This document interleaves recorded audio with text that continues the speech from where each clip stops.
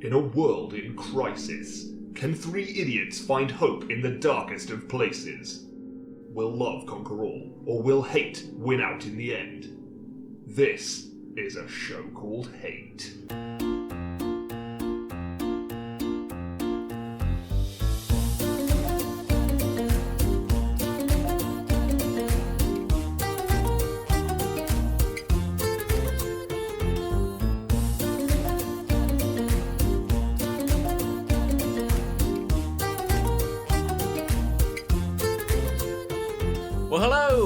Welcome to A Show Called Hate, a podcast in which we explore love, hate, and everything in between in search of greater meaning and perhaps a little perspective. I'm John. I'm Nick. I'm Chris. Ooh, and we're back. Oh, hello. Can you feel this energy? It feels good. No. This Sunday afternoon energy. It is that Sunday afternoon energy, because we talked before about how we can either record during the day and get light and natural energy, or we can record at night and get drunk energy. Yeah. And it's very rare that we get the two together. So finally, show... We have some syncability. Bringing the two. bringing together our twin joys of vitamin D and vitamin R. Vitamin booze. My bones are so brittle. I don't know why. I keep drinking plenty of milk. Lousy Smarch weather. Well, for a bit of context, everyone, I've had a little project going, kind of like for the better part of 2 months now. Is it that long? Bloody hell. It still feels like March to me, but it is in fact nearly June. Yeah, because we're in our 11th week now of lockdown. Is that right? I can't remember. Definitely 10th or 11th. Days mean nothing anymore. No. I mean, they're awake or I'm asleep. There are no days. And I, at some point, basically at the first point where I was like, God, this has been going on a while. What has it been, like 2 weeks? I think I need to try something. I took out the home brewing kit, which I'd gotten for Christmas. And when it's like, okay, it will take 2 weeks. You got to leave it for 2 weeks doing one thing. Then you've got to do another thing, and that takes 2 weeks. Then you've got to transfer it to bottles, and then you got to leave it for another 2 weeks. So it's like it's gonna be like a 7 week process before you can do anything with it. Well, finally, that momentous day has arrived, and John's special brew is ready to drink. Has it got a name? Well, we debated this, didn't we? It was beer, but with one E, but with an umlaut. Yeah, I think it has to be like a European. I think so. European style. It's like buh. Despite the fact that we're not European anymore. So. No. No, I'll take it back. It should be British beer. Yeah, blue passport beer. I'm now closer to the film Castaway than I am to Europe. I love how, just to really briefly go off on a tangent about that, when we were first joking about Brexit and how the country would basically be on fire and falling apart, we were so blissfully unaware of this that we're in now. Oh, yeah. And it's in a way, it's a funny sort of coincidence, if you will, that just after we sort of leave Europe is around the time that the coronavirus explodes and like apocalyptically ruins our lives. It's weird. I think someone had shared it was tweets that haven't aged well, and it was something from like early February. Lots of those. Right, yeah. But it was going like, don't worry, 2019 was rough, but 2020 is going to be a year of opportunity. Just you wait. It's going to be amazing. Oh God. But yeah, going back to your beer, you delivered social distance wise. Yeah. You delivered some beer to Chris and I this morning. Oh yeah, I didn't even tap the brakes. I just kind of slung it out the window. I wanted to be so socially distanced from John that I left the house. Yes. Yeah. Thing is, I can see from your front door. I can see right out through your back door, so I can just see you disappearing into the field. He's here. No, get away! Get away! Well, no, it's like I made several socially distant and responsible outings this morning. I went to fix a hole in the side of Lucy's uncle's house.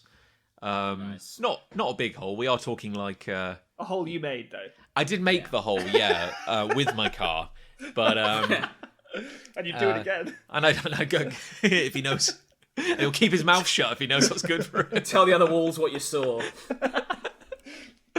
And and I came to deliver a beer to you all. Yeah, thank you. Appreciate it. Also, then realised I had some legal documents which I needed a co-signature on, so went back to Nich and Hallie's. But by then we were wasted and totally useless. Yeah, just from the fumes alone. Yeah, we haven't opened the bottle yet. This is. I mean, I'll be honest. I am terrified to open this. Yeah, well, Oh God, don't invert it. Keep it vertical. What are you doing?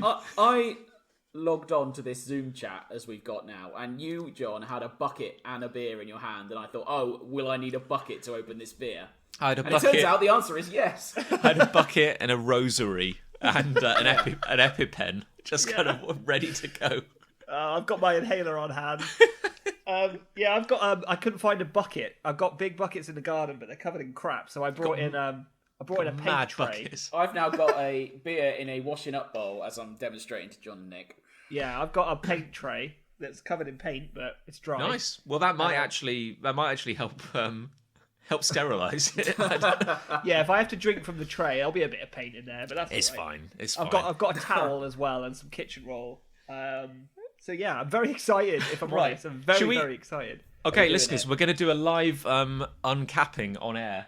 Right, Okay. I'm going to have to do this carefully because I want it to be close to the mic, but I also want it to be far enough away that it won't set on fire. Okay, Yeah, that's where I am as well. It's like when they turn on a power station and they get the Queen in to switch it on. Yeah. They secretly turn it on 8 hours before because they don't want to kill nobility. Yeah. So I did open one in preparation, and a bucket is recommended. So Okay, right, noted. pro strat. Okay, here we go. Here we go. Okay. Oh, Jesus. It's going everywhere. Oh no! It's going everywhere. Oh no! Sweet mother of God, John. I'm so glad I had a towel. Look at this. Oh, Look at this. You got to pour. You got to get it into a glass. I mean, I'm going to have to drink this out of the washing up bowl at this rate. I'm gonna have to get a picture of this. Hold on. Oh, good lord. Oh. That is mental. It's in a bit all my heady. wounds. What on earth?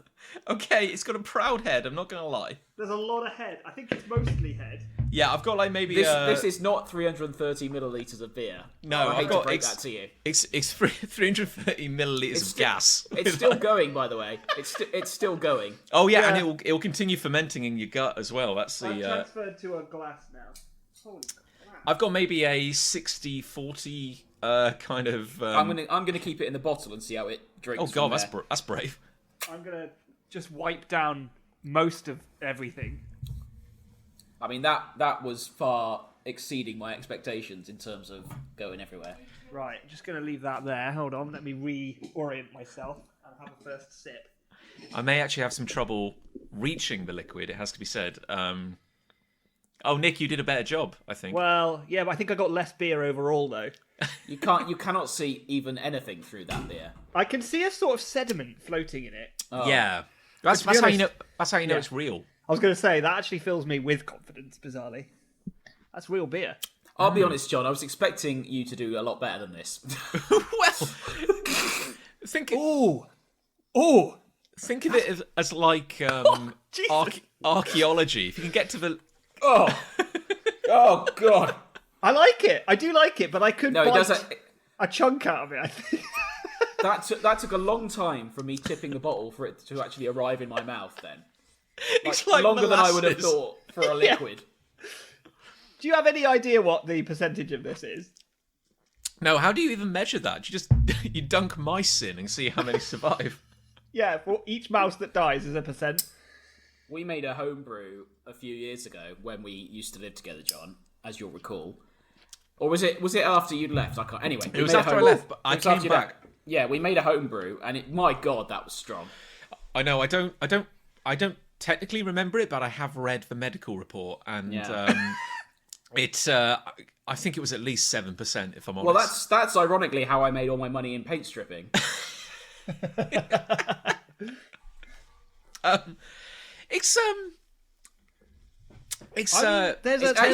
It's stopped fizzing now. There's some About nice, a minute later. like fruit. It's very ale-y, isn't it? There's some nice fruity sort of Yeah. flavours in It's there. the kind of thing you would get at a real ale festival. I think. What worries me is it's like you drink it, you sip it, and you think, oh, that's really nice. As you say, it's fruity. It's a little floral. It's quite nice. But then there's like it's like it coats your mouth. It's like a kind of thickness to it.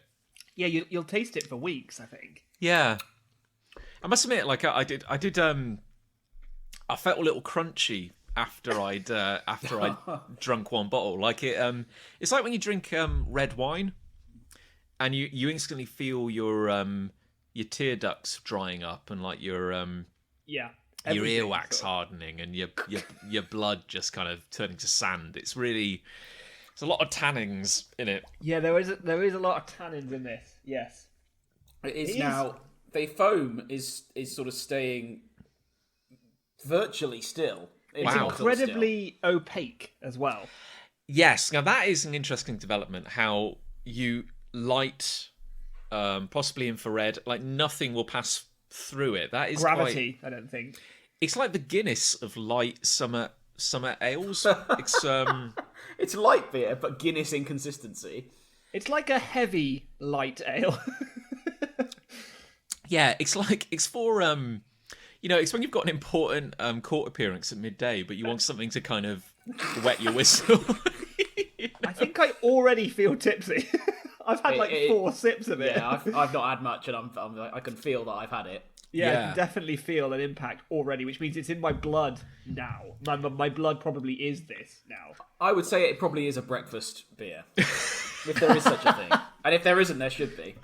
Yeah, well, it's like they invent. It's like porter. They invented that beer just to kind of keep porters warm when it was like 4 a.m. and you've got to go out and do heavy lifting and stuff. I was given a gift pack of local beers a while ago. I can't remember when, and I have a porter left, and it's 6.1%. Lightweight. That'll put hairs on your teeth. That nobody wants that. Yeah. It's. I do like it though, John. I do like it. Thank you. Yeah. It's not as terrible as you had led me to believe. Did you put fruit in it, or is it just ended up with a fruity flavour? Well, it's funny you mentioned that. You may remember from a previous episode where it said, making beer is easy. Even an idiot can do it. All you need are 10 fingers and a will. And even you, John, you can do it. Even you, yes, you. Yeah. But then it's like, you start the process and it goes, and step 5, now add your grapefruit. Yeah. Which of course I didn't have. So no grapefruit went into it. But it tastes a bit like there is a grapefruit in it though. Yeah, it does. Because I've had the beer on which this is designed, which is Elvis juice. Yes. And you can certainly taste that in it. Yeah. Would you say this is thicker than a commercially available bottle of Elvis juice? In many, many different ways, yes, I would. I'd say it's thicker than liquid. It's supposed to be. It does feel like a particularly thick liquid, yes. We have developed a magical fifth form of matter. The elusive fifth form of matter. So this is a BrewDog beer making kit. Rather, it's the Brooklyn Brew Shop is the company, but then I think they have partnerships with various kind of like real beers, so you can make Carling. Well, probably not Carling. You can make piss in a glass. You make you can make various ales and stuff. So I believe what makes this a particular type of beer is the combination of hops. Like it came with like a massive sack of grain, and maybe that's the same grain that goes into this into the regular version. How much did you make? Well, numbers are becoming a bit hazy now, as I'm like a fifth of a glass. Numbers and words. As I'm a fifth of a glass in. But I don't know. I got like 9. Ultimately, I got 9 short bottles out of it. I got like 9 half pints. So what is that? 4.5 pints, I guess. So you got like 5 left. Oh God! Oh really? Wow! I can't. I'm suddenly so struggling to think. Have you still got stuff to make? No. It's you're done with it now. Use it all. Yeah. So you get like, I think it's meant to be like a gallon or something. It kind of makes, but there's some, you lose some because it's been sitting in a great big glass bottle, kind of fermenting. And when you actually come to strain it, there was like 2 inches of sediment at the bottom, like Wow. just pure Sand. But and grit. that's normal. Yeah, I think so. But this is like the filtered version. Yeah. I can now confirm it has settled, but there's about a third of it left. You commented before we started recording, Rev, that in the bottle it looked like ice, like Yeah, it just had the kind of slightly opaque. Yeah. It looked like someone had accidentally frozen their bottle of beer, which I have done before. Yes. Like, I've always thought it about beer, and I think your whole experience with this has driven that home even more. That the process of making beer is kind of filthy. Like, I really feel like all we're doing is just making water dirtier. Yeah, it's just bad water. It's just bad water that makes you Poisonous, waste it. poisonous water that affects your brain functions. It's just so many things like, hey guys, we're going to get this water. It's going to be opaque by the end of it. It's going to be the colour of mud. It's going to have a sediment in it that you're going to have to sieve off. And even when you do, there'll still be some left in your drink. It's going to explode when you take it out of a bottle. You know, so many reasons why we've made water much worse. And if you drink enough of it, it will affect your motor functions. And you might die. Yeah. But don't worry about it. Just get back to using that wheat thresher. Yeah. It'll be fine. But again, the only reason it caught on is that the alcohol would kill you slightly slower than the cholera would from drinking regular water. So Yeah. That's it. Remarkably, it's cleaner than the water was back then. well, maybe not this one. I mean, Not this one, no. it's got that slight smell to it where it's like it's half fruit, it's half fruity, Yeah. and it's half kind of like cheese, like when you get like a bad, like a really stanky kind of fermentation going on. I was thinking it's like a glass of bread, like dough, kind of. Yeah. Well, they say that like a pint of Guinness has as much fat as a Big Mac in it. And this might be like an entire KFC bargain bucket, kind of just ground up. I would explain the colour. Considering we can't get KFC right now, this is a welcome alternative. Great work, John. Thank you. Thank you, John, for that. We'll I appreciate it in a way I can't even begin to explain. well, I'll tell you what. We'll compare notes when we're in the intensive care ward in 8 hours or so. We'll Yeah, see this how evening. Hopefully they'll put us on the same ward. I'll see you in A&E, with a guys. microphone. We can record a show if we're all on the same ward. Yeah, the A&E special. Oh well. So aside from Jesus. So yeah. So how are you all feeling anyway? Yeah, pretty In good. life, in general. In life, I feel, fine. Fine. Yeah. All right. Fine, decent. Passable. Yeah, as good as we can be. Great. Well, I guess none of us have any hates then, if we're that content. This is our with life. first hate-free episode. Yeah, no, good night, everybody. It's been great. You've been an amazing audience. You just listened to us drink beer. That's it for you. That really is what the show has all been about. Oh, entirely. Always. Yeah. The content comes second to our beer. It's basically just been an excuse to hide our problem drinking for years. Yeah. We go to a soundproof room and just get wasted. I'll tell you what though, who does have a hate to get started? I've got hate. Hit me. It relates to how I've been over the last week or so. So that's why I was sort of hesitant and cagey to answer your question, because I was like, I'm saving that for my hate. Oh, I'm so sorry. But it's all right. I hate hot cheese. Hello. I burnt my mouth on hot cheese, and I couldn't talk properly for a week. Are we talking fondue?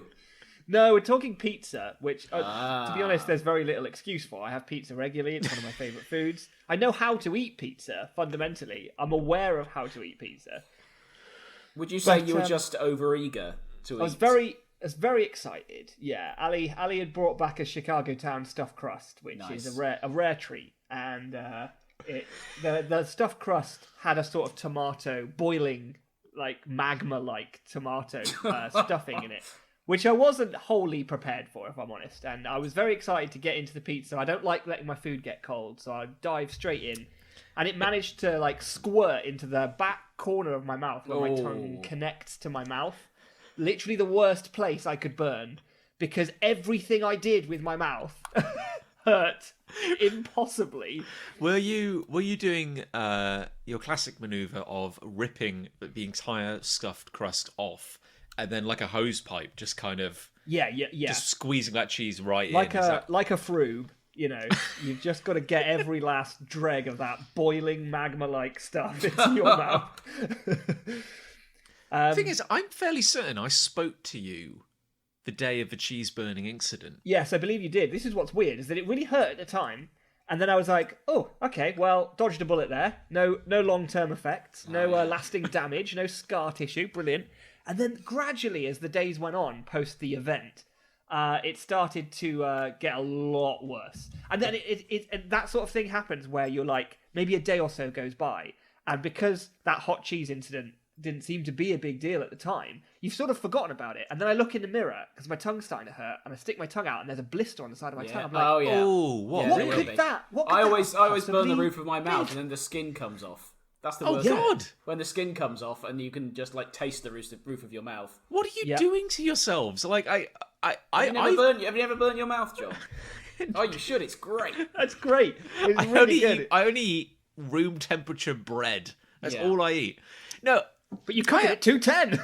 yeah, 210. 210 is ridiculous. That is the optimum temperature for fish fingers. No, I eat hot food all the time. I have burnt my mouth. I've never I burn my mouth and I go, ooh, that's sore. And then you wait for it to heal. I've Have never you had a couple of days later felt the skin like sort of rubbing off? no. I've got to say, this was my first leprosy time. or something. Like, what's going on? This was my first time of that experience. I looked at my blister, had a big white blister on my tongue, and then like the next day it started to peel away, like a big sort of flap of skin in my mouth off of my tongue, which was disgusting. That's the first time that's ever happened to me. Oh, But that still at that point, I couldn't work out what had caused it. I was like, what is this? Like, this is a mystery. Ooh. And then I went to Ali. I was like, I've got this big old blister on my tongue and it really hurts. She was like, what about that really hot pizza you had like a day ago? I was like, oh yeah, it's probably that. That will be it. Yeah, that's it. So when you were in the moment and you were just being utterly righteous on this pizza, like just Let me just cast my mind back. Oh yes, this pizza's here. Oh yeah, I'm ready. when you were going absolutely hog wild on that pizza, God. did you think in the moment that like I'm in agony, I can't enjoy this pizza? Ali reminded me that the words came out of my mouth mid mouthful. This is hotter than the sun. Like, this is hotter than the sun. And then she said it didn't really slow me down. Like, I just carried on going, like, sort of 90 miles an hour, kind of like, get this pizza inside me. Well, Ali knows not to kind of disturb you during the feeding because you're liable to lose a finger. It's the kind, it's like, would you go near a pride of lions while they're like engorged in a carcass? Of course you wouldn't. Who knows what might happen? It's the same sort. I don't know what would happen. I can't be held responsible for my actions, and I won't be. Where do you stand on fondue? I've never had it. No? Never had fondue. I want to have it, but I'm scared of it now. Have you had fondue, Rev? Yeah. Don't ask me where and when, but I recall having it. It feels like a very our parents sort of thing. It seems like Like not now thing. Well, I think fondue will be outlawed after all this anyway. Can you imagine? I feel every generation has like a way of abusing cheese. I feel like ours was the cheese string. Yeah, or the Dairyly Dippers. Or the Dairyly, dunkable. I went to when Lucy and I went back to Canada in 2014. We some friends of ours took us to a fondue restaurant. Nice. So never had fondue before, and it was also an old like swingers restaurant from like the 80s or something. This is a dangerous crossover. I feel. This is where this story gets to get very bleak. This is where you get hot peen burns. Yeah. Well, this is the thing, isn't it? Because you would say like a Babybel, it's not a sexy cheese. A cheese string, it's a little phallic, but it's not a sexy cheese. It's not sexy. And now you've got, dare I say, fondue. Is that a sexy cheese? I think people in the 80s did feel that way. I think they did. I think there was a sexiness to a fondue party. You know, maybe you'd start with fondue, and then maybe there'd be some keys in a bowl, and before you knew it, a lot of your clothes are missing. I think that's probably how fondue parties used to go. What is the sexiest cheese? I mean, cheese not being fundamentally a particularly sexy food, that has to be the sexiest form. Like a Babybel is quite sexy in its way, isn't it? Because you sort of peel the casing off, and then you like take it apart like that. But it's got baby in the title. I'm just not sure about it. Yeah. See, when you said if it was called like I don't know, Sexy Bell. Sexy Bell, but Bell with an E on the end. Yeah. When you said like Babybels are sexy, all I could imagine was like a sack of Babybels, like a little sweaty sack. Yeah, sweaty scrote of Babybels. Kind of just. You can just imagine like. That's how they sell Babybels. It's like scroats worth. It's like, how much scroats worth do you want, mate? I'll have a couple of scroats worth. I've got a big party this weekend. A lot of sexy people coming around. Give me a couple of scroats. Hey, my Babybel sack has retracted. Yes, sir. Sorry, it's for cold. You know. My Babybels are a lot smaller than usual. I would like to complain. I'm sorry, sir. It's the weather. Please do not blame us. What is the sexiest cheese? I think you make a strong case for a Babybel. We're like undressing it slowly, peeling its two concave I think the flaps. most you got like mature blue cheese. Looks quite alluring. Stinks. Yeah, but but, then the smell and taste are quite antisocial, I think. yes. Joking aside, though, I kind of get the impression that maybe because like a fine cheese is expensive, that it is kind of associated with love, which is so weird because if you imagine going on like a really fancy kind of dinner date, and then just you both just go chowing down on some primo soft cheese, and then going like, oh, darling, I can't wait. I can't wait to get back to the boudoir. But excuse me, I may have to go void my bowels for 8 hours. That is the problem. Don't come in. There are foods that I'm sure are very associated with the finer things in life, but I would probably just immediately need the toilet with any kind of rich food. Yeah. That's the problem. But also, let's not forget burger cheese, bastard cheese, in fact. Bastard cheese. I had some bastard cheese the other day. That's the sexy one. Comes in a tile. I call it bastard cheese outside the confines of this podcast now, which is quite nice. That's probably going to be our greatest legacy. Not the many episodes that we've recorded, but the words bastard and cheese. Still waiting on that merchandise for bastard cheese. Right. Still waiting on that. I guess the great thing about like a good old slice of American bastard cheese is that if you did ever sustain a third-degree burn from a regular cheese, you could slap some over the wound. Yeah. That's maybe what I should have done. Like it's mostly gelatin, so I could just like that would do the job. It's like a sort of flesh plaster.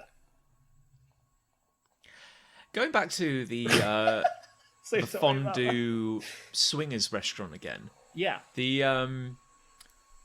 Every table had a telephone, like an old school kind of like spiral cable phone, and the idea was that you could ring any other table in the restaurant and the toilets. There were phones in all the toilets as well. This sounds like say, an hi, absolute nightmare. hi. Like the last, like we talked about earlier, the last thing I want is to be interrupted while I'm eating.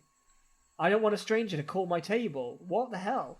Because really, would they then go, hi, you like the look of your dish? Oh, I thought you were going to say something else then. the thing is though, if you're going for a meal at a restaurant which is known for both love and serving liquid cheese, like don't want to be disturbed when I'm eating, and I certainly don't want to be disturbed when I'm sitting on the shame throne and just letting go of all my mistakes, because it's like, oh yeah, oh you're so sexy, but oh pardon me, oh god, I've got to go. But thankfully they put phones in the toilet so you can continue. What a relief. That's just. I don't understand the phone to the toilet. What was their reasoning for that? Would you answer your mobile if you were on the toilet? Oh, this is the age-old conundrum. I often have you ever? I have. I feel I have. There you go. I will if it's my wife, because of how much I respect her. But if it was my boss calling during a work day, I won't answer the phone if I'm on the pooper. No, fair. I have, but kind of like almost against my will. Like if I've ever been waiting on like a really important phone call, you can guarantee the moment you go to the toilet, it will will come. The thing is, with me on the phone, I have I think I've mentioned this on the podcast before, that I have this uncontrollable urge to have to walk around while I'm on the phone. So if I pick up the phone while I'm mid toilet adventure, then I'm likely to make a mess. So that's usually why I would not. Everyone's, So yeah. I never have. I've gone into the toilet to answer the phone because I thought, well, that's the most private place I can go. Right. But then people just go, "Are you in yeah, the because toilet?" it echoes, and they're like, "Are you in Yeah, toilet?" and I'm like, "Well, yes, I am actually." And they're like, "Oh, I'll call you back." No, wait, no. I'm not I need pooing. this. I'm not pooing. I've texted, WhatsApped, Oh yeah. Instagrammed, composed emails on the toilet, but no, I do try to draw the line at actually holding a conversation. And when it happens, when those moments come where you just have to answer it, I always sit up a bit. Like I always get like a bit more. Yeah, I'm on the toilet, but I'm not going to slouch for God's sake. I'm not a monster. And you're talking like a really crisp voice. Goes, hello. Hello, Nick Angel speaking. How can I help? Hello there. And anyone who knows me should know that is instantly a sign. Like, are you on the toilet? No. I'm going to bear that in mind now. But I think I've brought this up before, but you always used to answer the phone like you were surprised someone was ringing you. Hello? Maybe he was. Rev? Yeah. It's like, all right, how's it going? I was always like, why are people calling me? Like, it's baffling to me. Maybe that says more about you. I think it does. I do most of my business via the millennial cowards way, which is texting and messaging. Yeah. That's really how I convey emotions nowadays. I've developed the attitude working from home that if someone phones me, I just go, "Oh, for fuck's sake." Go away. It's such a Or bad who is. attitude. I just think, "Oh, for fuck's sake, what are you ringing me for?" God.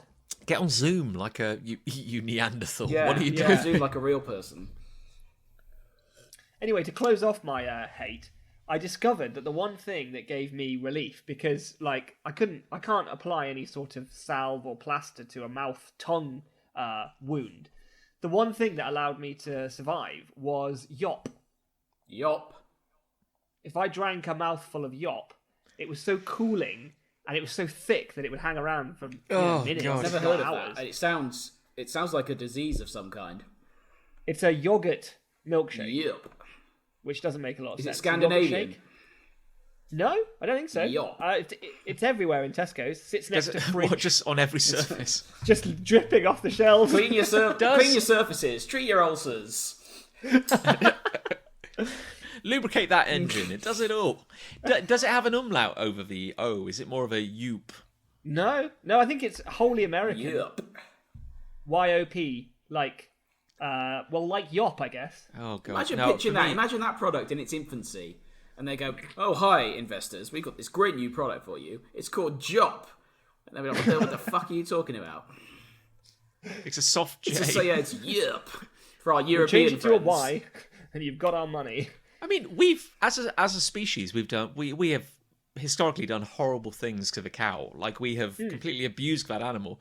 And I think if they were a bit more aware, if they could see what we were doing to their proud race. I mean, for God's sake, how many new ways do we need to consume milk? Like, Apparently, many, because I think they're constantly developing new ways to bastardize that poor udder. I feel this way about coffee sometimes. I'm like, I like coffee, but I'm like, for God's sake, do we need another way of drinking coffee? Like now it's like nitro coffees are very big. What's that? What is that? It's just coffee, but you put it through the same machine that would make whipped cream. So you just take like a nitrogen. You aerate it. Yeah, you just take like a nitrogen canister and you administer your coffee, but it's like ever so slightly aerated. And apparently everyone's going like, "Oh yes, this is the one." Like, you haven't drunk coffee until you've had a nitro coffee. I can't fathom people drinking overly fancy coffees. The most fancy thing I will order is a caramel latte, Oh, which I think is delightful. But anything more complicated than that, fuck off. I'm now. By the way, I'm now drinking my actual shop bought lager, just to cleanse the palate. just to sterilize the pipes Yeah, on the way down, yeah. basically. Yeah. I've lost my depth perception, so I don't think I can go find anything else. I feel like you're here in the room with me. Whoa! I astral projected. Yeah, I mean, you know me. I'm a bit of a. I really like a good coffee. At the same time, I don't like being a coffee snob because it's like I brew a decent coffee at home because I can. Yeah. But when I get into work, I drink an instant coffee. Like I don't, it doesn't have to have passed through the digestive tract of a marsupial to. Yeah, because no civet, isn't it? That's like the most expensive coffee on the planet. Right. It's the one that. Why is it so expensive? Because humans are inherently stupid. Okay. Basically, they spotted these little civets. They're like kind of They're not a monkey, but like a monkey. Yeah. Little creature with a long tail living in a tree. Okay. And they would eat the coffee beans. So these are reprocessed coffee beans. It passes. I know about this. Yeah, it passes through the digestive tract, and then it poops it out, and then someone goes and harvests the poop, Yeah. takes out the seeds, and makes civet coffee, which I think is like £140 a bag or something like that. Like it is insanely expensive, and I'm like, to what end? Like To me, maybe that's a negative selling point. Yeah, It's like, this that coffee feels has like a I'm rich, paying more delicious for flavour. something an animal has pooped out. And it's Yeah, also if I'm found in honest. shit. and admittedly, like with anything, people will pay whatever they think it's worth.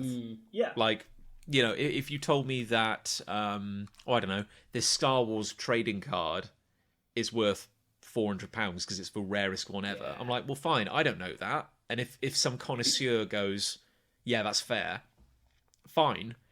But it's like... And I regret paying that for it now, John, if I'm honest with you. in hindsight, yeah. You could have bought 15 Palpatine statues Yeah. for that one. Yeah. But it's like, can the human tongue actually tell the difference beyond a certain point between? Surely like, there's a ceiling of like ability to enjoy / ability to taste. There's a point at which we can't detect any greater variety or enhancement. Thing is, it's just going to run through your system, which will make it less valuable. So where does it end? Especially and then the through civets mine. buy it back. Yeah, I've got hate if people Oh yeah, don't mind. hit me. Hit us up. Yeah. Hit me. I hate choreographed dance numbers. Hello. Oh, okay. You've been stung. Someone's been stung before, haven't they? I was young once. Nah, I'm just very much over it now. Like I get that the last decade has seen a dancing like resurgence. Like you've got I don't know, Strictly Come Dancing, Dancing with the Stars, Dancing on Ice, Britain's Got Talent. Like, how many times do you just see a group of like 30 incredibly talented, fit, beautiful, well choreographed people doing this amazing dance number, which is like the very limits of what the human body can accomplish. It's a wonder. It's a symphony of people working in harmony. And I'm just like, yeah, right. I mean, What triggered this? Where's this begun from? I saw some footage of I think some people doing a dance number while dressed as Star Wars characters. Yeah. Okay. And it just Sounds amazing. suddenly struck me how Not the screen crowd would accurate. go. I can't handle it. Well, the crowd were going wild Sure. because I imagine it was characters they loved doing a dance, and I'm like, maybe this is like the £140 coffee problem again, because it's gotten to a point where clearly people are so good at dancing now. How do you distinguish between them? It's like when I see like, okay, and now the halftime entertainment, it's some dance troupe, and they come out and they're like, yeah, woo, clapping, and they Dancing. do this incredible routine. Maybe they've got a spinny guy. Maybe they've got a break dancing guy. I A spinny love guy, a spinny guy. He's key to any good dance troupe. Yeah, you've got to get a spinny guy in. Yeah, You've got to get have to. a lazy Susan and a spinning Jenny. Yeah, both of those. Okay, and they come in, and I'm like, great, you've done like a 2-minute routine. It's incredible. Like, see. like, Okay. shrug. And Like, what's your problem with this exactly? my problem is, it's like, how do you raise the bar now? You're saying that they've become too good that now nothing is surprising. Well, now you know me. I'm graced with a natural Elegance, rhythm sure. and elegance, yeah, and a kind of limb coordination on a dance floor, which is unparalleled. Definitely. Yeah. I've But- never seen anything like it. I don't know. I just like how many shows, how many points in culture now do we just wheel out an amazing dance routine? And I'm like, it is funny in a way because, like, certainly I've never really been a huge fan of Strictly Come Dancing, but I've seen the odd episode here and there, and it seems as though the judges are judging a dance. So if it's, let's say it's a Charleston consists of a very specific set of things that if you break away from what that is, then you lose marks because it's not Charleston. right, okay, So, conceivably, there are X number of things that make a Charleston dance what it is. If you can perfect every single one of those, and so does another person, how would you judge one higher than the other? Like, they're both perfectly embodying the Charleston. See, for me, the answer is you add, like, a laser show or something. yeah, and But then it becomes a what kind. are you naming? What are you judging then? Are you judging the light show or are you judging the dance? Well, I don't care, you see, because that's Well- not my problem. Oh, I see. But this is maybe what I I'm understand. kind of this is what I'm grazing upon is the problem of if everyone is so talented because again if they brought out a dance troupe and everyone just fell flat on their face, I'd be like 10. Yeah. Hey, this is new. I would This is new. prefer that.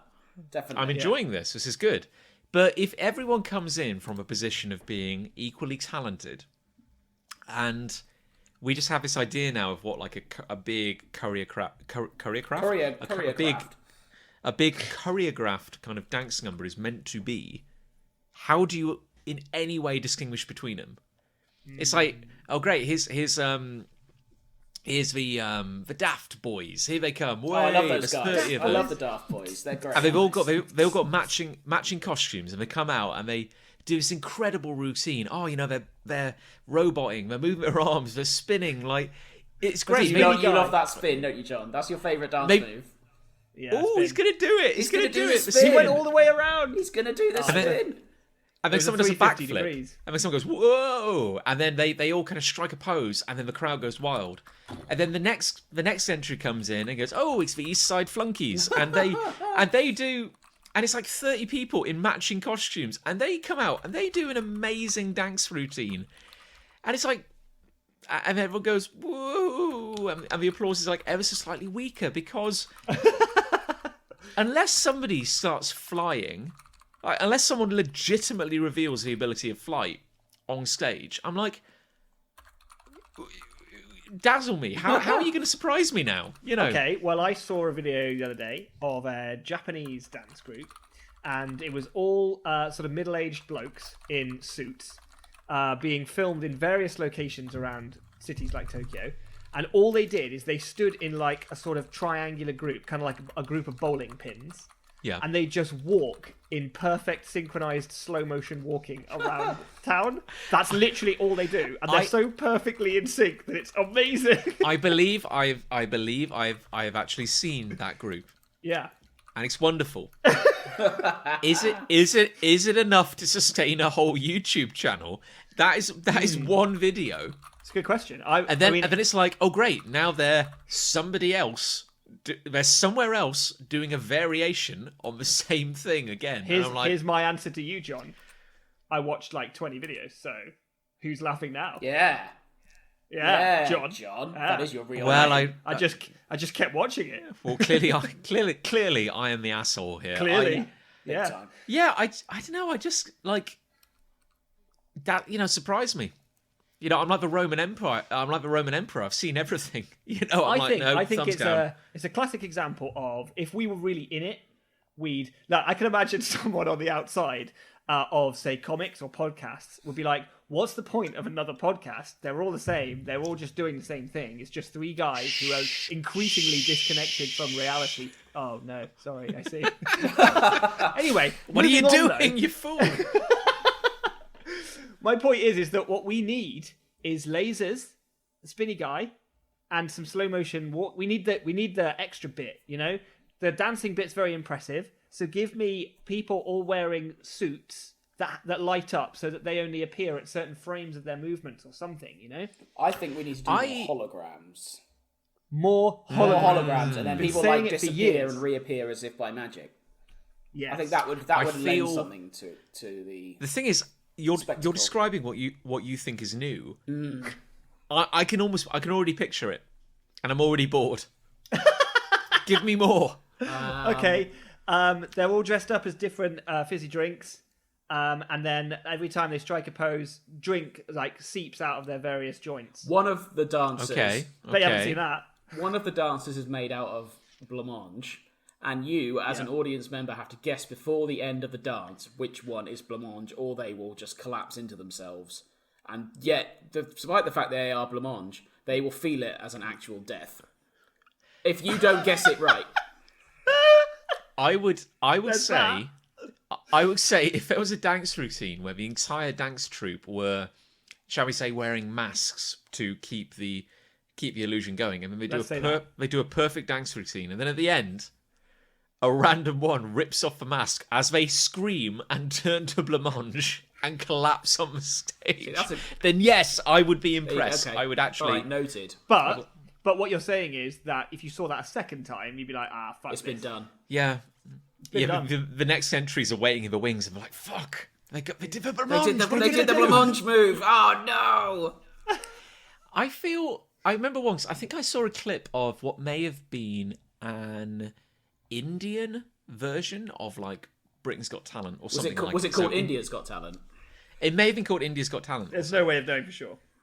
But an act came on, and it was like 30 guys, all kind of shirtless, kind of like looking, quite kind of like fit, like they clearly work out.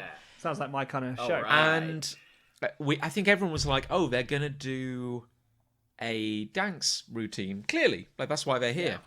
And what they actually did was proceed to essentially just beat the crap out of each other in unique and novel ways. Like they were almost like an extreme circus sideshow kind of thing. Like one guy was eating fluorescent light bulbs, like and then they were all just like beating each other over the head with massive strip lighting, or just like one guy wrapped himself in barbed wire and then threw himself on the floor, like stuff like that. And the judges are horrified, and the crowd are kind of screaming and running for the exits. And I'm like, yeah, that's 4 new. out of 10. That's 4 new. out of 10. You can only do it once. But I'm interested. There's so much blood loss, they can only really do it once. Yeah. I mean, like, once you've seen a man eat a light bulb, where'd you go from there? How do you top that? You don't, is the answer. Okay. You don't. So Well, yeah, I think that's that, really. so I think all these lazy dancers need to up the ante a bit. I'll let them know. That's a message to all the dancers out there.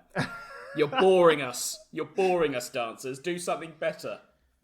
Basically, yeah, coming from a guy who has already mastered dance, like I've got that down. Yeah, you don't need anyone to show you how to dance, John. That's one thing I know for sure. I will be the final arbiter on what is good dancing. All right, you're here to entertain me. Yeah. Put the effort in for God's sake. Yeah. Anyway, that's my hate. Shall I give you a hate? Go on, Please. then, Chris. When you're like out and about, like No. we used to be. Okay, in the olden no- days. And you're in like a club or a bar or whatever. I don't know what any of these words mean. At a social setting like we used to be back in the day. I'll take your word that that's something we did. Okay. And you like photobomb someone, or Yeah. you're in the background of someone's photo. Yeah. I don't like the idea, hate the idea in fact, that I am in photos that I will never see. Interesting. There's photos of me out there in the ether, deliberately or not, that I photobombed or been in the background of, and I will never see them. There are parts of my life that I will never see, and they're out there. They're on Facebook. They're in That's a photo really albums. interesting idea. Yeah, because like whenever you take a picture of your mates in a crowd, you don't really pay any attention to the randos in the background. But if you look at all your photos, you'll see random people in the background. They've got a life. They're real people. They've got a family. They're real people. They will never see that photo of themselves, and that's a part of their life they and their family are missing out on. That's the thing, And it makes me feel violated. This is quite no, but you're right though. This is an interesting observation. We are all a rando in someone else's picture. Yeah. Like, Yeah. I must be my God, somewhere yeah. out there. I'm probably known in a group as being a random guy in a photo. Yeah. Who photobombed. Yeah, there'll be... Oh, remember that random guy in, I don't know, Torquay or whatever. And I'm like, I've got a name. There'll be a picture of you somewhere. It'll be a panoramic, and your face will have been contorted into this monstrous, horrific thing, like a gremlin of some kind. And you'll be known in this other group of friends halfway around the world. And they'll be like, "Oh, it's Gremlin Boy!" Yeah, little Gremlin. Oh, there he is, little Gremlin. Remember and then him? they'll have like parties themed around Gremlin Boy. It'll be like, everyone dress up as Gremlin Boy. It's the anniversary of Gremlin Boy. There is a couple out there who have like a photo of their very first meeting, their very first night out in a nightclub, and they'll always be angry at the fact that there's a guy throwing up into his own cupped hands behind them. This Gremlin Boy in the background of our anniversary image. I just don't like the fact that there are things out there, media out there in the world of myself that I just will never see, and I'm out there somewhere on a platform I don't know about or understand. See, I think I probably uploaded it to the internet as well. Yeah, I think I love this idea. Inadvertently or not, there will be photos of all three of us out there on the internet somewhere that we'll never be aware of. I like this idea. I'm into this. I think this is great. Are you like a Victorian peasant? Like, do you feel that like yes, I am. They've stolen your soul? Like a little bit of you has been kind of taken possibly. away. Every time someone takes a photo of you, a part of you dies. Right. Okay. I don't know. I don't really believe that. That's for entertainment purposes, though. Well, the jury's still out with science. They haven't proved that doesn't happen. So. But maybe you'll never really die. As long as there are random photos of you throwing up into your cupped hands in a nightclub out there.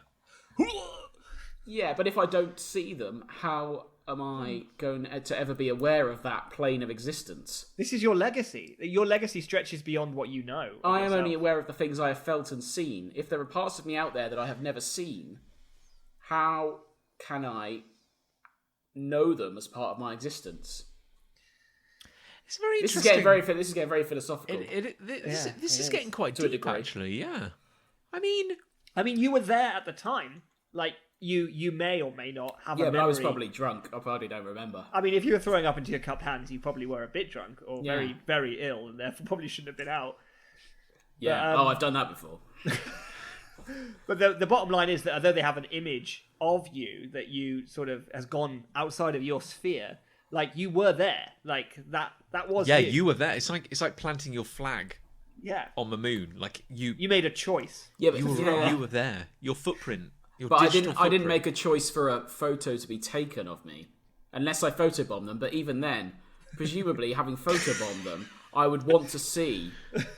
This is the hilarious, like, double-edged sword of being a professional photobomber. Yeah, just like, I really, really want to ruin that guy's picture. Yeah, but I've done it so many times. I really don't like the idea of him having a picture of me. Yeah, because that would just be out there, wouldn't it? Because I've got such a funny face. You do. It's so true. People will want to keep that photo.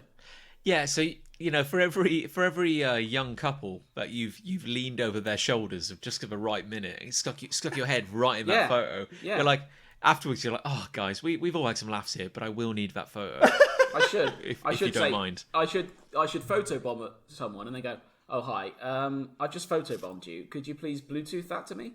Yeah. Delete it off your device. Thanks so much. I have a Dropbox request link here, which I'm just sending you. Can I get your number? Yeah, thank you. Yeah. So if you could just ping me the JPEG. Yeah. And that would be great. Yeah. And then forget all knowledge of my existence. That'd be great. Yeah, and if you could just sign here and here, thank you. Yeah, that'd be great. Now enjoy your night. Yeah, have a great. And then they take another shot, and you're just there. Way! Way! Now, this pains me as much as it pains you. I don't want to be here, but I've got a job to do. This is more paperwork than it's worth, frankly, but I have to do it. Yeah.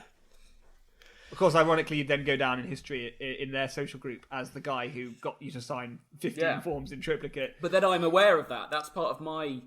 You have a record. Yeah, record, part of my memory.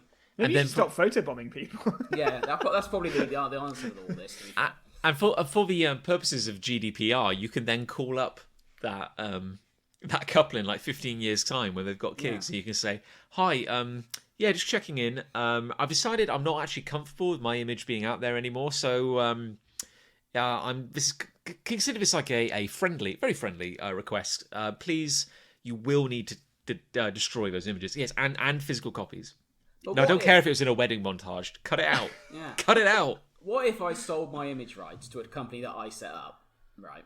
Right. And then that company went trawling every picture in existence, trying to find a photo of me Yeah. that would be illegal, remember, because I've not given authorization for that photo to be taken, if I'm saying in the background rather than photobombing, just in the background. And I could sue those people for having an illegal copy of my image, or my client's image. It just so happens that my client is me.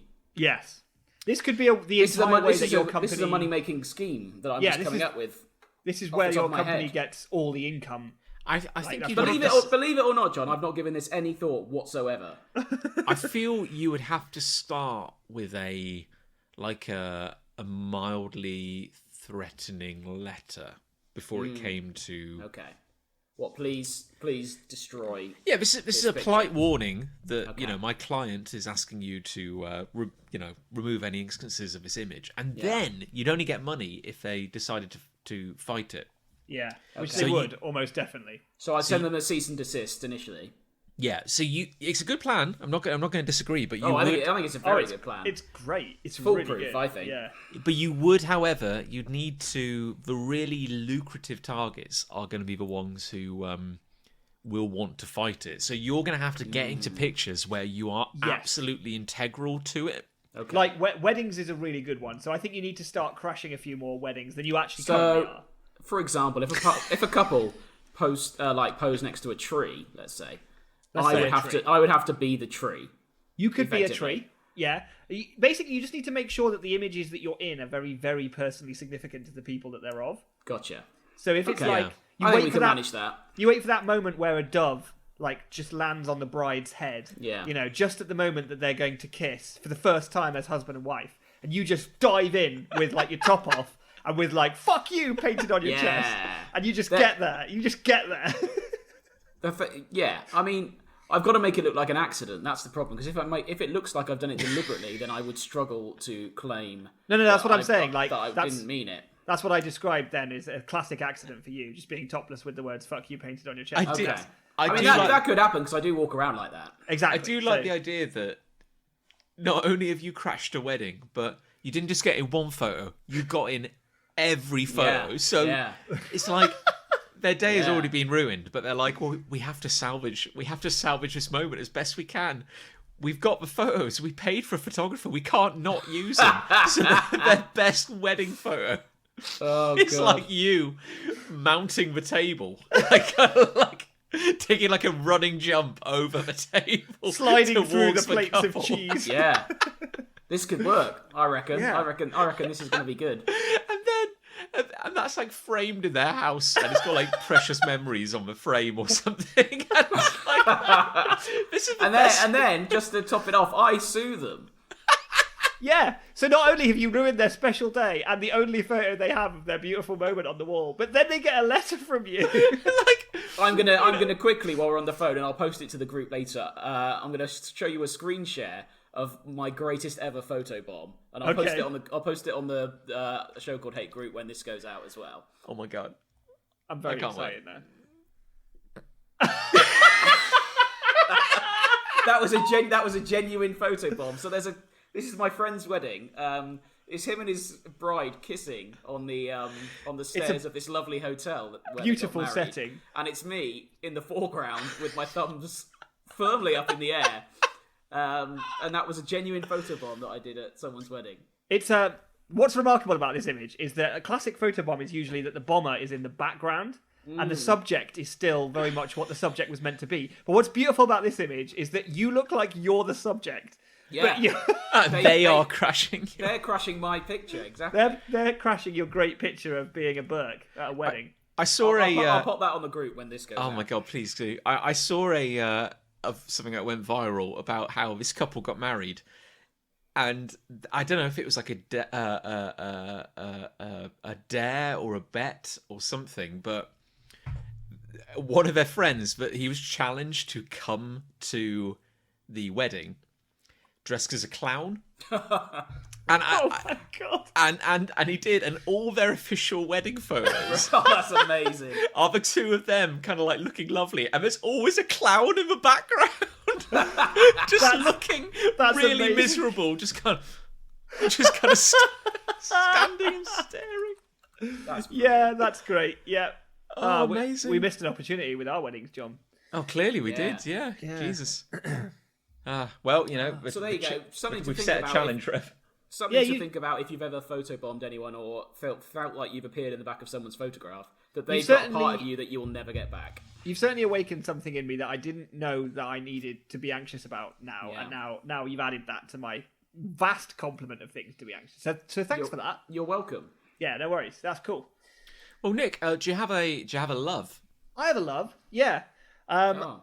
I was going to say Yop as my love because it helped me out of my my burnt cheese situation. But actually, it's not that because I've already talked about Yop. We've been having to give Dumpling, our cat, pills, and we've been struggling big time with this. We used to crush them up, put them in her food. After a while, she kind of got wise that they're in there, wouldn't eat her food my anymore. God. So then we're like, right, we're going to have to do it manually. So we watched loads of YouTube tutorial videos. There's this guy, this gorgeous vet. Like, he's the sexiest man you've ever seen. He's just there on a countertop. He's like, here's my cat. His cat is the most well-behaved, gorgeous cat you've ever seen. He's just like, all you have to do is just open the mouth like this, plop it straight in like that, and there you go. And I'm just like, looking at Dumpling, looking at this man and his cat, looking back at Dumpling again. I'm like, this is never going to happen. That's just never going to happen. So we tried that technique. Mild, like maybe 12% success rate, really, really bad.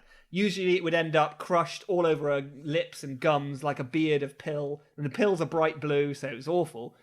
So yeah, we've been tearing our hair out on this, and some of Dumpling's hair as well, just for good measure.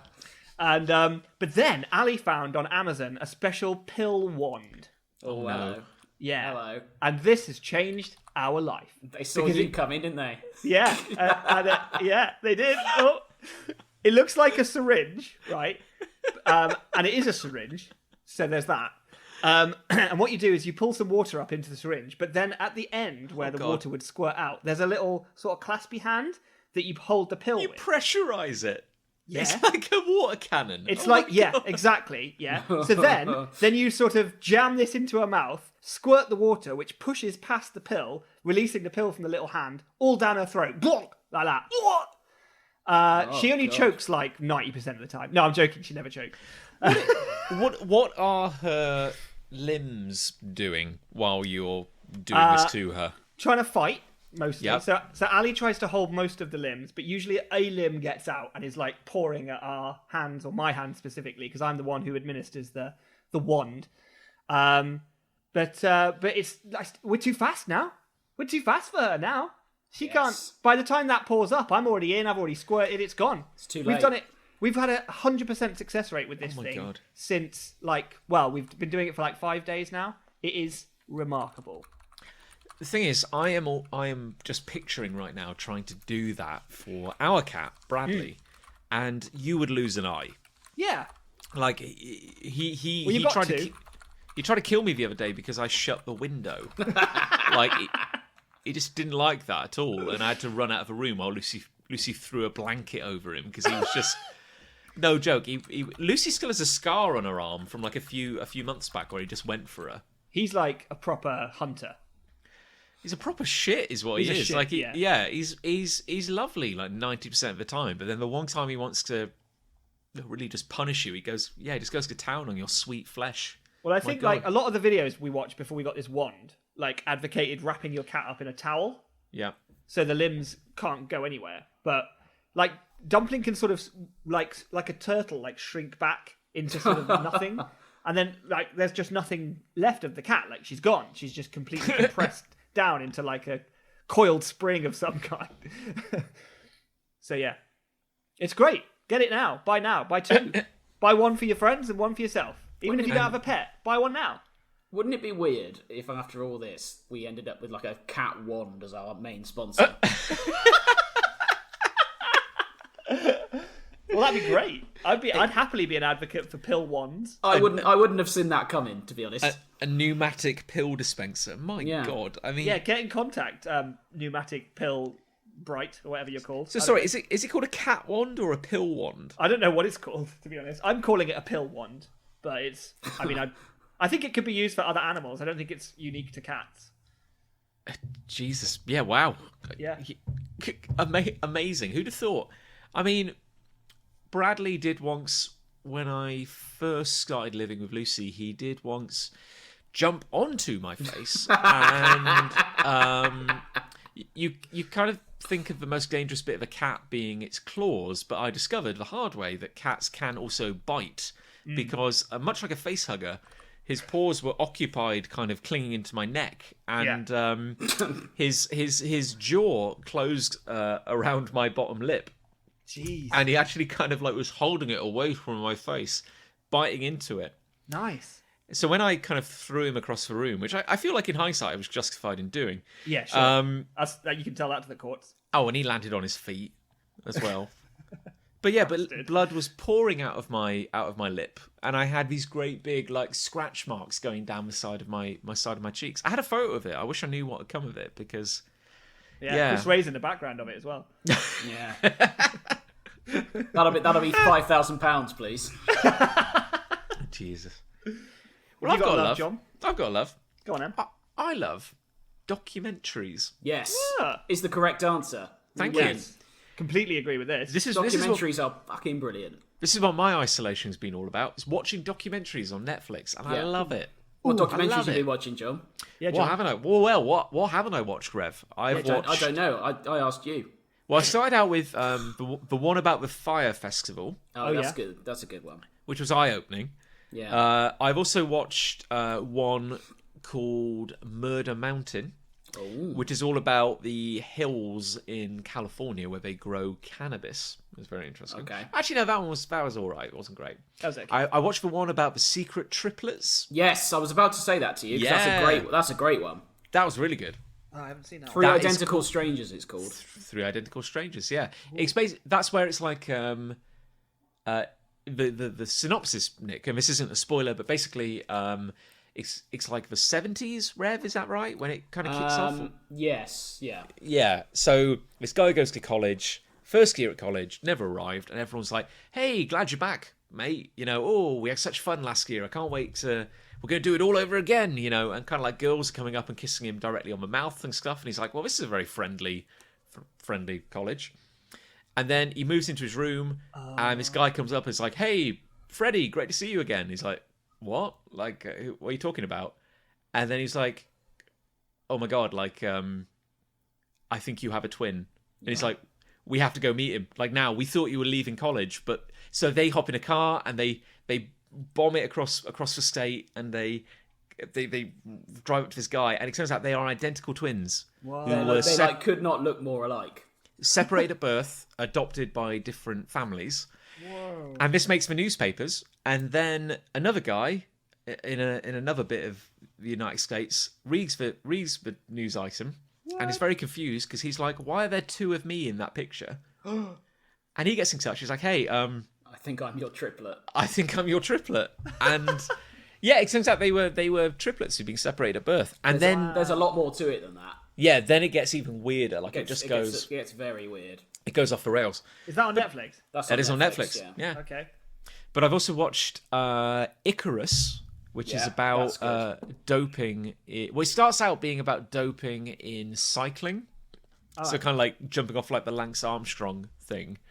Then it just becomes something equally weird on top of that, like about like the Russian Olympic team. That's very good. Wow. Yeah. But I think the one I've really enjoyed the most, and this is my recommendation, is called How to Fix a Drug Scandal. Huh.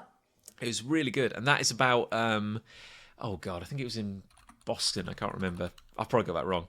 But it's basically like every time the police do a drug bust or whatever, like every time they arrest someone for possessing drugs, there were basically two labs that they would send the samples to. So it's like, well, look, we arrested this guy for possessing cocaine or whatever. We need to prove that it's actually cocaine. So, of course, you send it to a lab to be tested. And it just so happens that in like the span of like a couple of years, they had like two massive drug scandals where at one of these two labs, this lady was arrested because it came out that for years and years and years, she had been faking the results of her drug tests. Right. How so? Well, it's like, because she was the best lab technician they had. Like, she was doing 30 times the work of anyone else.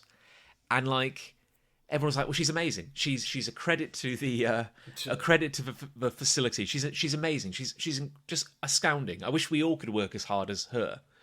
And no one was ever like, how is it possible that she can get so much work done? And it turns out that she was taking, like, a handful of drug tests at once, doing one, and then going like, and then doing like, well, the others look like cocaine, so I'll just say that they're like cocaine as well. That's amazing. And then off the back of that, and then you'd think like, okay, this would be good enough already. Over at this other drug lab, there was this lady, and she was one of the drug testing technicians there. And basically, like, when all these drugs come in, so you got heroin, crack cocaine, crack, the different types of cocaine. I get drugs, but I know drugs and stuff. Methamphetamine, LSD, all this kind of stuff. They have a cupboard full of government-sanctioned samples of each of these drugs. Right. So you can compare them. Sure. So we need a bottle of. We need a bottle of methamphetamine so we can say, well, this is definitely methamphetamine. So we can compare it with something and go, oh, is this it as well? Okay. And apparently this lab was so underfunded and so kind of like just badly policed that one day she was like, I've always wondered what methamphetamine kind of feels like. So she just was like, doopy-doopy-doop, just walked up to the cupboard, opened it, and there's no one around. So she just takes out a pipette and goes, look, it just takes like a little drug, a little swig of methamphetamine. And she's like, I feel great. Tastes like blue Gatorade. I've got a lot of energy all of a sudden. Woo!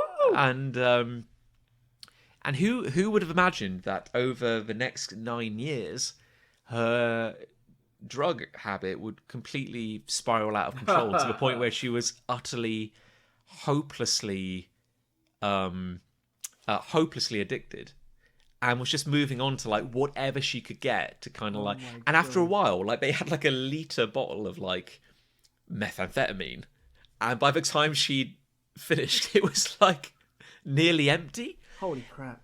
And then her boss was like, "Hey, we should probably do like an audit of." No need. No need for an audit. Hey Jerry, back off! Fuck off, Jerry! And she was like, "Oh my god!" And then she went and like topped it up with water. But apparently, like they don't mix. They're like, oh no! Brilliant. But then the boss got to it, and he was like, "Oh, it looks like this sample's been contaminated. I'll just send away for some more." And never tested it. All right, says Karen. and then like eventually she progressed to like smoking crack at her desk while she was working. Fucking legend. Like, what a hero. And they were talking to people afterwards, and they were like, yeah, she would go to the toilet like every 15 minutes and then be gone for like half an hour or so. And she was just literally going like with a crack pipe and just smoking. And yeah, looking back, she was dribbling a lot all over her keyboard. Now that I think about it, she probably was addicted to drugs. Yeah, and her hairpieces and hats just started to get more and more extravagant. It was really interesting. But the thing that the thing that, but so basically, so that's not a spoiler to say that like the whole point was she was completely addicted to drugs. Sure. The problem was that like when this came out, it put every case she'd been involved with into jeopardy, because it's like, well, we have like 1,400 people in jail because of evidence you processed. Whoa. And now technically these people, their trials should be overturned because they never got a fair trial because your evidence was, well, contaminated at the very least, and maybe like you it's didn't funny. do the... It's funny though, isn't it? Because like these drugs were probably gained from a drug bust of some kind. So you can imagine like a load of like guys holed up in a sort of abandoned house, and they've got bags upon bags upon bags of plain flour. Because they're bakers. They're just really, really like rebellious bakers. And then the police kick the door in. This is a fucking raid! And they all like hit the deck like, shit, they found us! And they take all their stuff away and they go to jail and they're like, yeah, well, I guess we were rebel bakers, like. It seems like a fair cop. Yeah, they got us. They got us red-handed. Well, it's funny you mention like having just like sack upon sack of like white powder and stuff, because like it got to points where she was like running low on drugs because they weren't arresting enough people Got for to having convict like some more cocaine. people. And then like eventually, and then it's like, they do some massive bust and they come in with like a massive like kilo sack of cocaine, and she's like, "I'll take it. I can I'll do take it. Yeah, it's me. Yeah. And she had like, What's this Karen, you're not documentary wearing called? any trousers. it's called How to Fix a Drug Scandal. Okay. It's really good, and believe me, like this is not a spoiler, because what makes it interesting then is like what happens after that, like the Jesus. Okay. the cover up and like I might watch this later. it's really good. I've got the an hour or so later. I might watch it. the real hero is one of the defense lawyers who he just comes across as such an absolute champion, because he fights for years and years and years to get answers about this, and he does, and he totally wins. And yeah, it's a real kind of like absolute hero moment. And I'll shut up about it in a second, but there's one really good moment where, because apparently like these drugs just weren't doing it for her, and she Why would Chasing they? the dragons Why would so hard. and eventually they had a bottle of LSD. Oh, cool. And she'd always said that, like, even though she had a drug problem, it never affected her ability to do her job. Like, she always did a really good job. Okay. And eventually, at one point, she went and, like, took a load of LSD. Sweet. And then she said, and then at that point, I knew I was compromised. So I was like, you know what? I'm not in a fit state to do my job. I'm just going to go home. And it's like, fine. And she's like, look, I took LSD. Very responsible of her. Yeah. Very responsible. Yeah, she's like, I took LSD. I never let it get in the way of my job. I never did it again. And, I certainly didn't analyse any evidence while I was high on LSD. And then this defence lawyer, being an absolute hero, eventually finds out that the day his client's supposed, like, drugs were... Like, the evidence against his client was tested, he finds basically... He finds out that she, even though she said she took the LSD and then went straight home, they find she did 20 drug tests and has absolutely no memory of doing it at all, because she was tripping balls the whole time. I like the idea that all of her forms, like they started out as just like writing various chemical formulae and her signature and stuff. By the end, it's drawings of Mr. Men, like... Mr. Pump has got some LSD. It's so good. Like, it's really like it's some grim subject matter, but I'm gonna recommend 3 more. Oh, please! While you're on the line, The Long Shot. Yeah, I'll watch that one. That's very good. That's very good. Abducted in Plain Sight. Oh yeah. Very good. I think you've talked about that one on this before. Which is just bonkers. I also watched the Devil Next Door. Yeah, which is about that'll be along the same lines. That was about a supposed. It was quite interesting. It's about a Nazi, a guy in like 80s America living like a normal life, and then it came out that like he was a Nazi war criminal, and it was all about like trying to prove that he was the guy, and then like was he, wasn't he? Was it a case of mistaken identity? It's very good. Have you watched The Tiger King? I assume. No, I haven't. I haven't watched Tiger King. Oh, that is beyond mental. That's not really a recommendation because everyone knows about it. But I thought I'd mention it. I like the idea that you've been like, I would watch it because it is deep bonkers. into documentaries. It's like, but not The Tiger King. No, I will not lower myself. To I love documentaries. Have you watched The Tiger King? What? No, I'm taking a hipster approach. Like I don't want to watch the ones that everyone else is watching. I see. It is worth watching though. Oh god, it genuinely this section's is. over. Let's move on. Have you seen it? I've seen Tiger King. Yeah. It's amazing. Yeah, I'm sure it's I don't doubt it's worth watching. I just I'm working up to it. Got to build up to it. So that's my love. It's feeling like you're improving your mind while watching documentaries while at home. They're good. Wonderful.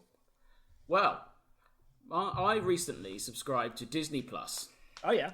Which is another streaming service. Many are available. Others are available. And I have been re-watching the entire animated Spider-Man series. Oh my god! From the 1990s, and it's fucking brilliant. It's very, very good. Oh, it's great. It's really good. I'm really enjoying it. Isn't there a lot of it? Oh, there is a lot of it. they had sort of villain of the week for quite a while, so it was like one episode here or there. Then the Venom saga was 5 parts. Then they had one which was about him mutating into an actual spider. I remember and that lasted about 20 episodes. And now there was then one about it was called The Sins of the Fathers, the series, and that lasted 15 episodes. Mary Jane is now trapped in like a alternate dimension. Brilliant. And we've just started on another series which I can't remember. Yeah, there was a whole arc. But Norman Osborn's just vanished as well. There was a whole arc I remember with like I can't remember, it was like a cloning piece of technology or something. Like that's all like it's getting increasingly bizarre. Madam Web's just appeared for the first time. You're not wrong. I vividly remember loving that and the X-Men cartoon. Yeah, the X-Men were in a Spider-Man episode. Very good. They do. They basically do Infinity War. Like there's a lot of crossovers because I've seen Daredevil. Who else have I seen? Iron Man, War Machine, Punisher was in it. There's all sorts. That's the thing. Like for a while, like the Hulk had a '90s cartoon, which I used to like. Iron Man had a '90s cartoon. It wasn't great, but I liked it. And yeah, they totally do. I don't know how late it is in the Spider-Man run, but they do the Secret Wars. So they have I remember Fantastic seeing them all Four. when I was a kid, and I know there's more coming. But yeah, I've been rewatching it. I've been really enjoying it. What a world. I do it every morning when I'm getting ready. I'm like, I'm going to put an episode of Spider-Man on, and I don't care what you say. How many seasons of it are there? Well, on Disney Plus, it's listed as 1 season, but there's a hell of a lot of episodes. Yeah, I can only imagine there must be like hundreds. Surely. But yeah, when he turned into an actual spider, that was pretty gnarly. It was just a big man spider. I think he was called the Man Spider. Yeah, that's what they called him, yeah. Ah, I see. Doesn't the Punisher turn up? Yeah, Punisher turned up. He tried to kill him, and then he was like, nah, actually, he's alright. He's alright. The neogenic recombinator. That's what I was thinking of. Who was it who saved him? It was the guy who thought he was a wolf for a while. Oh, what? Conan or something. Craven the Hunter? Craven the Hunter. Yeah, that's him. Ah. He saved him from being a man spider. Honestly, hearing from you that the animated Spider-Man is on Disney Plus is making me consider getting it now. Oh yeah. Like of all the things that Disney Plus has to offer, that's might be my. I think it's got all the Marvel animated series. So that Iron Man one, the X-Men one. Jeez. I think they're all on there. Excellent. Oh my God. Excellent news. Because you used to get on a Saturday morning, you used to get the was it the Marvel Hour of Power or something? Yes. You get Hulk, Iron Man, and maybe Fantastic Four. I feel like Fantastic Four was probably in the mix then. Yeah. I remember watching a cartoon of Fantastic Four. I think Spider-Man was big enough to have his own his own kind of segment, and the X-Men were big enough to have their own Still the best theme Oh my tune. God, Sexment. Still the theme tune is the best. I feel the biggest misstep of any of the X-Men movies is not having a remix of the cartoon theme tune. Possibly the greatest cartoon intro of any. It's of insane. all When they time. appeared in the Glory. Spider-Man series, in this episode I just watched, every time one of the X-Men appears, they play the X-Men theme tune. In full. They do in a 20-minute episode. When they appear in every scene, every time it's like, look, it's Wolverine. They know why people are there. Like they know what people want. Good God, what a time to be alive! I think the key to a good animated show is a really good theme tune and a really good animated intro, because you'll forgive practically anything that happens in the next 21 minutes after that, because you're already so high off of how rad that was. It doesn't matter. Like the episode could be garbage. In fact, it probably often is, but you're so high on the intro. Didn't we recently see the animated intro for the Wildcats cartoon? Oh, heck. Does that ring a bell, Nick? Did you watch that? Wildcats as in the comic. Yeah. Now, again, Rev, for your information, Wildcats was originally a poor man's X-Men. Sure. Yeah. It got better. Oh no, I'm thinking of Thundercats. Yeah, no, Wildcats was not good. Like X-Men does it right. I don't remember seeing a Wildcats intro. Was that with me? Did you? Didn't we discuss it with our mutual friend Ned? And then I feel It might have been more Ned than me, I think. I feel Lucy and I may have gone and watched it under our own steam later, and I'm sorry to say, It's not great. Like it's really quite bad. Like you look at what everything X-Men did right, and then Wildcats is not. So sorry. Thundercats does have a very good intro and song. I would say the animation on the Thundercats intro is chef's kiss. Have we lost a golden age of cartoon intros Probably. that sang and explained everything? I think that mostly we have, yes, but I think there are shows being made now by people of our age who were brought up on them when they were kids, who are still bringing them to life. There's an amazing animated series on Netflix at the moment called Scissor 7, and it's Really? I think it's a Chinese show, but it's got this wicked sense of humor and some of the probably I would say the best animated action I have ever seen in 2D. Wow. And it has an excellent. Well, season 2 has an amazing introduction sequence. Season 1 is okay, but so it's alive. It's alive and well. So Scissor 7. Yeah, it's about an assassin who is a hairdresser by day and an assassin by night, and he fights with a pair of scissors that he can control telekinetically with his mind, with his chi. But he's forgotten his entire past. It's a comedy, so it's very silly. It's very fun. But at the same time, it's got like such badass action in it. It's mad good. It's really, really good. Fair play. That's quite a recommendation. I think I have to check that out. Yeah, you'll love it. Okay, so I've got to watch Tiger King and Scissor 7. Scissor 7. They couldn't be more That's your different. homework. They couldn't be more different, those two. And you've got to all watch How to Fix a Drug Scandal. I'm genuinely, I think, going to watch that after we finish recording. Yeah, I think It's a little long because it's got it's a few episodes, but it is good. Okay. We'll get on it. We'll get on it. Okay, Great so stuff. gentlemen, seeing as we've made it like an hour and a half post drinking the beer, and none of us have died. Yeah. No. What do we think won? Is it hate or love this week? Ooh, I'm going to vote love this week. I think we had a lot of recommendations to give, a lot of love for the things that we've experienced. So I'm going to say the love segment wins out this time for me. I got a lot of enjoyment out of the hate. I think the photobombing, a sweaty sack of Babybels, that was enjoyable. But yeah, I think the love was positive. Yeah, I'm going to go love as well. What do you think, Chris? Well, it doesn't matter really, does it? I think. No, cool. So that was a great episode. Thanks, guys. Yeah, it was wonderful. I'm glad. Good. Go on, tell us what you would have voted. Well done, everyone. What would I you have probably would have voted? voted hate. Yeah, cool. Okay, fine. Convinced me. Maybe I'll sway. But I did enjoy the loves. No. Okay. This week. His heart is warming. Well, I've got to say, this has been very enjoyable. Thank you for sampling my beer. That's all right. That beer could be a sponsor of the show now.